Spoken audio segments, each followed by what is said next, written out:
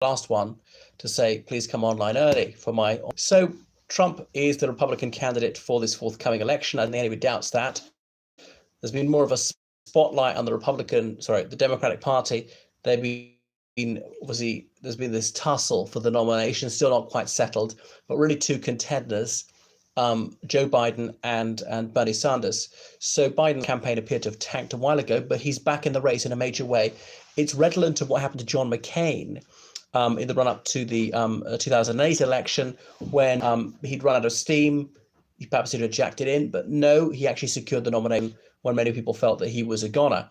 So there's the runners and the riders. So many have dropped out of the Democratic race. But anyway, back to the pointed issue, which is Trump's prospects for the forthcoming elections on the first Tuesday in November, since that is the date proclaimed by the Constitution for the presidential election. The Republican Party, well, it's part of their quiddity to be hyper-capitalist. They're always banging on about free markets and the wickedry of socialism, and yet, of course, they support corporate welfare. Trump has never spoken out against that, despite this drain the swamp anti-Wall Street, just unpacking his cabinet with Wall Street insiders. Obviously, Wall Street used to save his bacon until they wouldn't back him because he's a losing prospect, and he got backs from Russia. I wonder if they had the whip hand over him. I suspect he was over a barrel. But anyway, he's not done anything to say cut farm subsidies. I know the power of the purse of the Congress, but he's not proposed that they do so. Massive tax cuts for his cronies, the plutocrats. So that won't help Main Street of America, help some of the corporations, of course, and perhaps they'll donate generously to him on the basis that there'll be more of the same. There'll be more swill in the trough, and there'll be more pork barrel politics for the military-industrial complex. So on the one hand, that might be appear to redound to a success. But on the other hand, isn't that letting down his working class base? Yes. The class that dare not speak its name, the working class, because you're either middle class, that's any American just about who has a job, is called middle class. And that's really the greatest con that American capitalism has ever pulled, is persuading the average American that he or she is a winner from this system. Now, there are good things about it, but it would be calamitous if they had publicly funded healthcare, which just about every other high and middle income country in the world has. I've been to Sri Lanka, not an affluent country at all, and even they can afford publicly funded healthcare. But he's let down the people who voted for him previously. But unfortunately, some of them are so moronic, I've got to say it frankly, that they'll vote for him again, despite having been played for fools. So he's made monkeys of them, and looks like he's going to do so again. Not many of them have really woken up to the fact that they've been had. It takes a bit of courage. Can you muster that up to face it? Yeah, I was duped. I was foolish to trust the promises of someone who's flagrantly a snake oil salesman, and I'm not going to be conned twice. Fool me once, shame on you. Fool me twice, shame on me. You'd have to be an absolute chump to fall for Trump a second time. But sadly, I suspect that most of his base are so into it that they will again. So prideful that they can't bring themselves to face facts that they were conned. Anyway, so race baiting will play a part in this campaign. It's all the illegal immigrants' fault, and they're mostly Hispanic. I haven't heard him harp on about that one so far, but he might go on about it next time. Thing is, he can always blame the failed establishment politicians up until this point. That might not play so well next time, since he is the president. Who's more establishment than him? I mean, he always has been. Being a New York-born WASP from a multi-billionaire family, you don't get more establishment than that. What the polar opposite would be a poor black woman from the deep south or something like that. So hyper-nationalism, saying that America is inherently superior, that plays well. And in any country, there are many people who are very blinkered like that. And once they got the blinders on, yes, they can believe this. Just do a fine line in chauvinism. And there are votes in that. There's a lot of mileage to that in the United States, sort of supremacy complex. It's difficult not to feel that way if your country is mighty. Obviously, in Russia, people feel that way even now, even though it's actually quite feeble. The Soviet Union, even more so. Germany at one time, the United Kingdom, France, you name it. China increasingly feels that way. In India, there's strident nationalism. So any country which can throw its weight around, there is a tendency to feel that they are inherently superior. And the United States is superior in a few ways, in military technology, certainly. So, ethno-nationalism, exacerbating white anxiety, pandering to prejudice against ethnic minority Americans, immigration legal and illegal. And if legal immigration was so terrible, he should have changed the policy on that one. And I don't think he even advocated for that, even apart from his total and complete shut down on Muslims coming into the country, was to stop certain people from certain Muslim majority countries and the United States with exemptions in that country. Even if you weren't Muslim, you'd still be stopped coming in. It was so far from what he promised. So if you're a Pakistani Hindu, you wouldn't be allowed in. But if you're a Muslim fundamentalist from the United Kingdom, for example, you would. I mean, how idiotic is that? But you couldn't expect some complete moron who voted for Trump to grasp the distinction. So militarism, that will play a part in his election campaign. And actually his ideological soulmate, Putin, did the same thing. I remember I used to listen to his radio ads in Moscow saying, we've got the strongest armed forces in the world. Yeah, well, so how does that help me if I'm living on $180 a month? I don't want to be able to blow the world up 100 times over. I'd rather have a decent salary. 99 times over is more than enough, more than anyone else. I mean, how is anyone imbecilic enough to fall for this drivel? It's such a flagrant lie. So there'll be more imbecilic lies. This demented cult of the personality is going to carry on. Barefaced, rampant lying is his, what will I say, modus operandi. What's the word? They're fair game. So Mexicans have done this or that, and often not distinguishing between these people are American citizens or not. I mean, imagine if someone took aim at German Americans like him, or British Americans like him. His mother was an immigrant. Was she evil? Should she be allowed in? Did she wreck the economy? Somehow Trump thinks not. Well, she came in when the Great Depression was on. Must have been her fault, I suppose. So it seems like that verity has fallen into desuetude in the United States. Half-truths have always been peddled by politicians in every country. But this is lying on a titanic scale, and lies which don't even bear some sort of relation to the truth, like sheer imagination. Is the only way in which he sort of so you can see his derangement of mind in his orations, what passes for a speech in the case of Trump. So the Democrats are also irrational. This nonsense about people being transgender, and very, very few people really are transgender. That if you say you're whatever gender, then everyone has to accept that. And if you people gainsay you, then they are dreadful. So the Republicans have really sensibly gainstood this fallacy coming from the Democrats. But it's like people can't put two and two together. Well, if you have male organs, then you are male, even if you dress as a woman and call yourself a woman, and vice versa. But so Trump's going to carry on his rodomontading about how, it's all a conspiracy, the deep state, in a complete absence of evidence. But I remember some Republican woman I saw quoted by Bill Maher. She was quite, postmodern, and well, she didn't put it quite as eloquently that absence of evidence is not evidence of absence. There's no non-evidence. Well, if there's something to disprove the conspiracy, then that would be an argument for those who say there is no deep state conspiracy. But because it couldn't be disproven, it simply had to be assumed to exist. Anyway, so we'll have more buffoonery and indeed baboonery from the orangutan, as they courteously call Donald J. Trump. You notice how he's so effusive towards tyrants, and yet he often upbraids America's stalwart allies, long-standing NATO members like France, Canada, the United Kingdom, and so on, reproaches them for being, failed or stupid or feeble or something like that. But that plays well with a lot of Americans. So I don't think he'll win, although he's still got quite a strong chance. I'm giving him a 45% chance, but anything can happen at backgammon. The economy could go up, could go down. War against Iran. So far, he has followed this sage advice not to embark on another adventure in the Near East.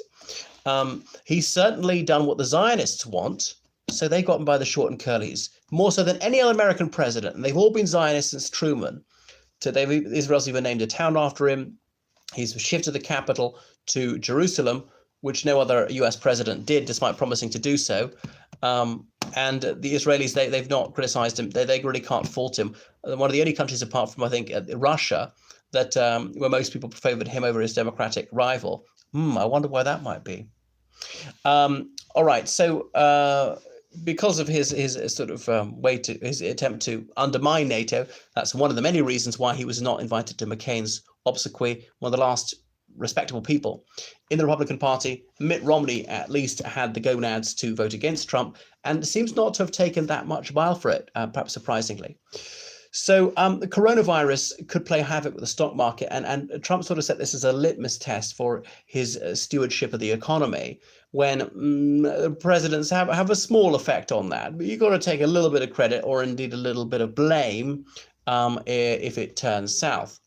But coronavirus could drive it down. It is having a negative effect on the stock market in almost every country, and the bourse in New York is no exception, either the Dow Jones or the NASDAQ. So Trump's harlequinade shall no doubt continue, and many people find this convincing. Verbal diarrhea from Donald J. You see how his mind is so befogged, he can scarcely complete a sentence. He's cognitively limited, well, was at the best of times, and obviously it's all going downhill at this age as he approaches his 80th birthday. So unlimited stupidity from Trump, and like that teleprompter in India when he couldn't pronounce half those words.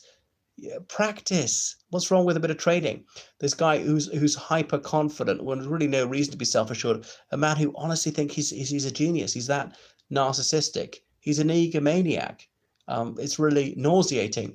So the self-esteem culture is to be appreciated up to a point, but this is really beyond the beyond. Having a completely unrealistic idea of his own abilities. I'm conscious of my many debilities.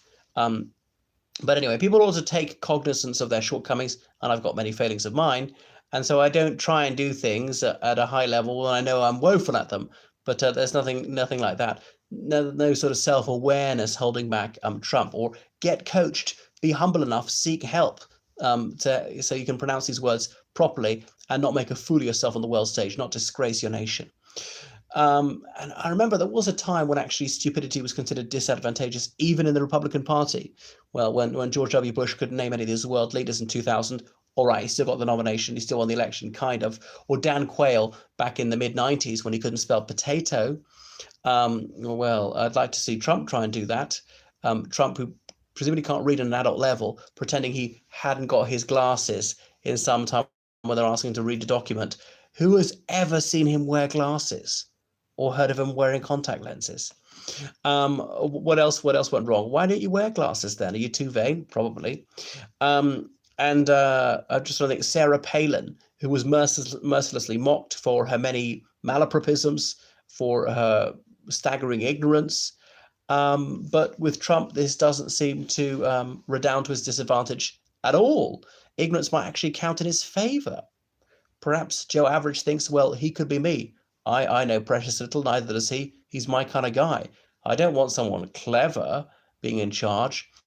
I know liberals can come across as smart Alex sometimes, and perhaps I'm no exception. Anyway, so unlimited stupidity might actually play to his advantage, and he might be able to heighten antipathy towards the Chinese. Sinophobia might win this election for him over coronavirus. In time of crisis, people more like to rally to the leader. You see, after 9/11, George W. Bush's approval rating shot up to 90%. I don't think Trump's going to get that sort of stratospheric level of approval.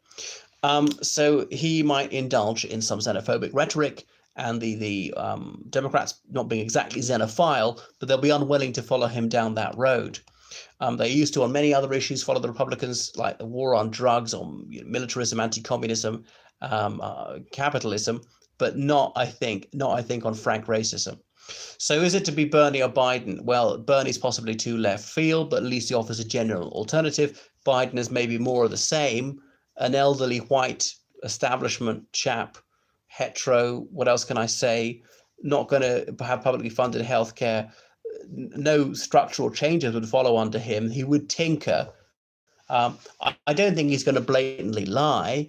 I don't think he'd involve in disseminating racial odium against ethnic minority groups. These would be major steps forward, but he wouldn't be a drastic improvement. Hey, would I take him over Trump? I'd take him any day. If I were an American, would I vote for any of the Democratic candidates over Trump? Yes, I most certainly would, and probably any of the Republicans too. I mean, of those in the Republican field last time. The only one to be on a par with Trump is possibly Ted Cruz, although I think he's maybe not such a big liar. So Trump is increasingly unhinged. He's ungrammatical. I mean, I don't think he ever was a grammarian, but he's slurring his speech even more than I have, and that's after a bottle of wine. And he's a man who's a teetotaler, and I'm not abstemious, as you can tell. So Trump's prosody is increasingly poor. It doesn't accentuate the words properly, and many immigrants or non-native speakers would speak English more felicitously than he does. So there are so many non sequiturs which pepper his public orations. He's increasingly confused. He's blurring and blending the conspiracy theories that he's spouting, and obviously he's eschewing any hard evidence when he propounds a policy. Anyway, he's breathless, he's shrieking, he's ranting all the time. He's in this delirium of hatred for the Democrats and this non-existent deep state conspiracy, not going on about Mexicans are wrecking the country quite so much. So it's just this maelstrom of hatred and nonsense. But anyway, that plays well with a large sector of American public opinion. And I remember when he really made a fool out of himself, that elements of medical thing. And I was genuinely stumped. Medical, you mean medicine? Or you mean medical staff? You're bringing more medical staff? Why do you call them elements?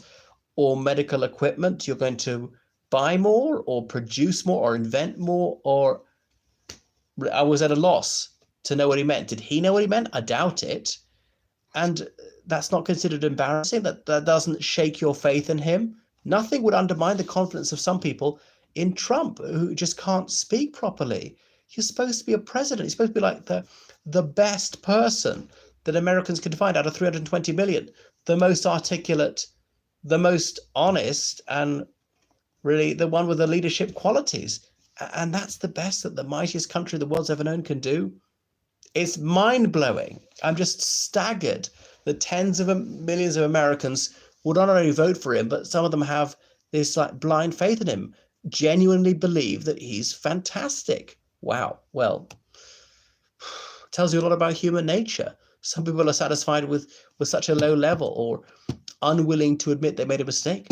Was it John Stuart Mill said, when I realize I'm wrong, I change my mind. And I am wrong sometimes, just Trump never is. He certainly changed his mind, but he's never eaten his words. Okay, I'll have a large helping of humble pie. I got it wrong.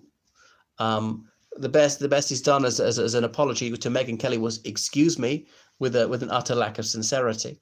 That's the only time I've ever heard him apologize to say he was wrong about something. He can't muster up the courage to do that. He's not man enough to say he's wrong.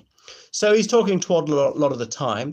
But as I say, that really resounds with an element of the public, a large one, flattering them and saying that socialism is anathema, so constantly demonizing socialism. I know there's one being thrown at Bernie Sanders, that he's personally responsible for Stalinism, and he was born when Stalin was in his dotage. And the other thing is, obviously, a democratic socialist is just the kind of person who Stalin would have crushed. Stalin is obviously hyper-nationalistic, hugely totalitarian, and you had to pay for higher education under Stalin. There was not very much medical care under Stalin, so he did almost nothing that Bernie Sanders wanted to do. He certainly didn't care about gay rights. It was illegal under Stalin, and he didn't care about the environment in the least. He didn't care about the rule of law and all the things that Bernie Sanders held dear. These weren't remotely precious to Stalin.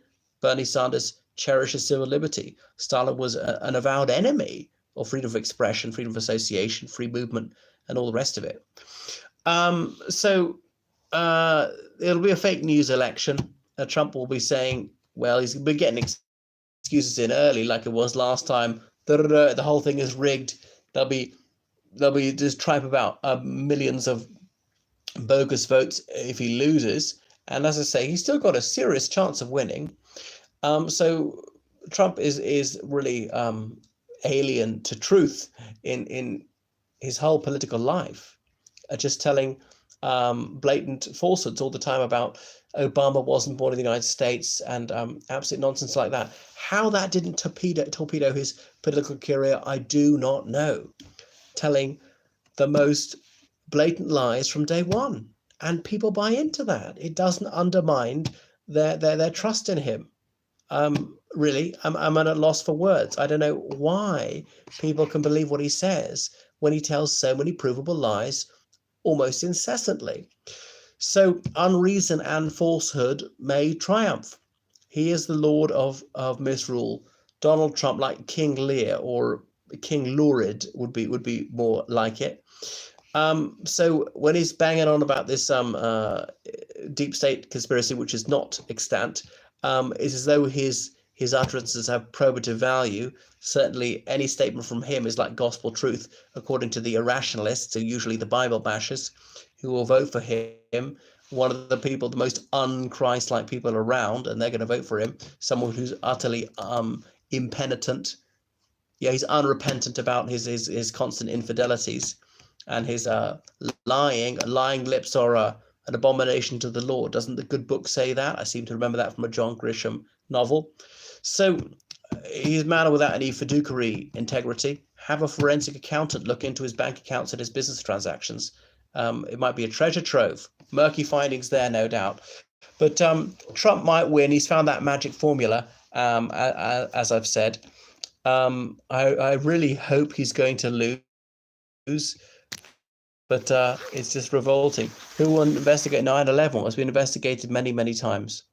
So there's Trump. He's got a reasonably good chance. You know, in normal circumstances, he would be re-elected.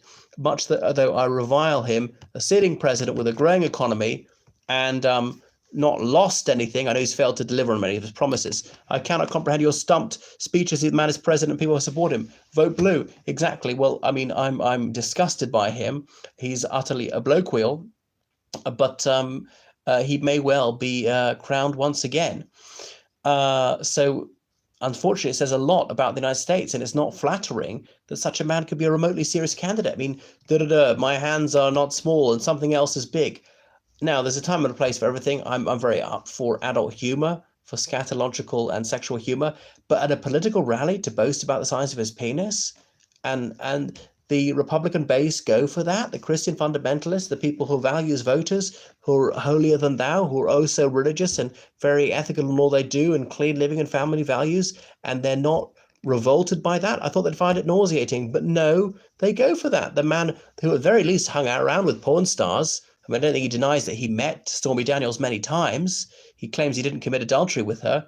What the payment was out. I mean, I am just staggered, really. Words fail me. It's mind-blowing that people who are so judgmental will forgive this guy anything, despite him never repenting his constant iniquities. Well, yeah, there is Trump. He's certainly got a following. He's got name recognition, which I thought Michael Bloomberg might be strong against him, who's richer than Trump, who's got a proven track record as mayor of New York. Obviously, it looks like the Democrats aren't going to touch him. Please God, he doesn't run as a third candidate.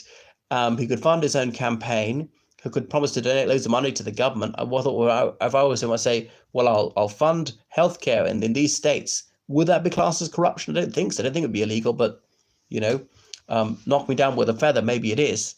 And it could scarcely be caricatured as a socialist, Michael Bloomberg, previously a Republican, but you know, a Jewish chap with a media company. I wonder how the white supremacists could make a conspiracy theory out of that one. So as I say, I don't think that Trump will win, but who would be a more likely prospect to defeat him? Is it Bernie Sanders would take him down, or Joe Biden? Joe Biden's kind of more of the same, but he's safe, as they see, the dull white, and he's got experience, he's got name recognition. Bernie Sanders doesn't have quite so much name recognition, but he's different. He would shake things up, and he would try and deliver all these things. Trouble is, Bernie Sanders would be able to implement very little of his program, because I can't see him getting half of this through Congress. Even for half the Democrats, this is too progressive. Publicly funded healthcare and free tertiary education. Well, taxpayer funded tertiary education, the money's got to come from somewhere. It's not really free. There's no such thing as a free lunch, but just not splurging quite so much on the military. So, if you had your President Sanders and he wasn't able to put into practice almost any of his program, then people were bitterly disappointed. So it's obviously Congress, not the president's got to do this. Executive orders, I don't think that would be lawful. I don't know much about US law, but I think that would be beyond the authority of the president. Ultra vires, his authority is not that broad. Okay, I'm going to sign off now. So please follow me on Instagram, on Facebook, on Twitter, and book online lessons with me in English literature, English as a foreign language, history, politics, religious studies, French, law, and get me to translate for you from French, Spanish, Italian, Russian, Romanian, or German, only into English, I'm afraid, and choose me as your tour guide in London. Well, Trump is a Zionist. I don't think he's a tool, not in that sense, that he's not a marionette. He genuinely supports it if he knows what's what. But at least he's crafty a little bit. He's canny enough to know that will help his re-election, because you'll just be annihilated if you say anything about the rights of the Palestinians. You have a Russian puppet. Well, he's only done some of what Putin wanted, but Trump has at least caused Americans to be set at each other's throats. And anything which enfeebles the United States and distracts the United States from Putin's crimes against humanity is obviously welcome in the Kremlin. Good evening. Okay, I'm going to have to sign off now in my customary fashion. Toodle pip.